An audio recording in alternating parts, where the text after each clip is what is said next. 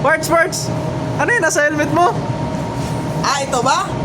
Kung wala kang GoPro, gumawa ka ng DIY. Instant DIY. Meanwhile, Tripod pala yung ginamit ko dito sa aking action cam DIY. Instant talaga, ang dali lang gawin. Tinanggal ko yung dulo ng tripod at saka yung cellphone holder lang ginamit ko. At pumili lang ako ng barina na kasya lang pang butas. Saktong-sakto lang talaga to sa mga wala pang mga action cam dyan, kagaya ko. Sa kunting ideya lang nakatipid na ako. So i-share nyo to sa iba para makatipid din sila. Di ka na nga nakagastos, nakatulong ka pa. So sipatin na nga natin to kung nasinturo na ba. So okay na yan, hindi guhitan ko na. Pagkatapos na natin guhitan, hindi pukpukin ko na, ay bigla na lang talagang pumasok ang dalawang opisyal ko at saka nagismisan pa. Siya, hayaan mo na sila. Trabahuin ko na lang to para matapos na. Gamitin ko nga yung gloves ko na maganda. At pagkatapos ay butasan na natin to para matapos na. Siya, yun na.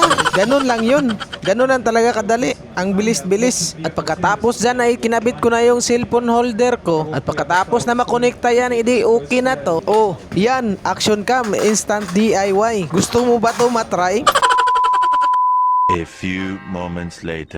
Parts, baka pwede natin matesting yan. Gusto mo matesting? Sige. Halika, pakita ko sa'yo. Ganito lang yan, parts. Ito ha, testing natin, nakakamera na tayo.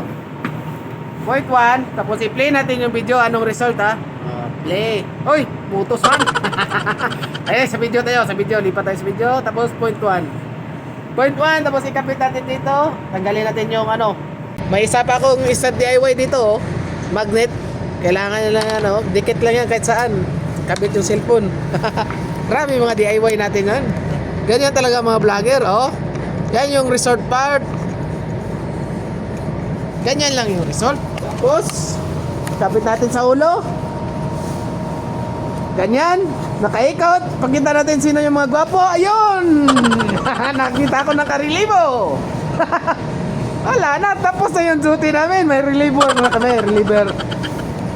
My reliever is coming. Ito yung 0.6. Para kita-kita talaga yung yung laki ng malawak ang palibot. Right. So yun 0.6 na yan. Check muna natin yung natin. Check natin yung gangway. Yung lubid natin parang laylay. Hindi, normal yan laylay kasi naka-otso. Dito yung namin spring line super short. At saka okay naman lahat. Walang problema yan. Okay pa sa all rights. Hanggang dito lang. Alright.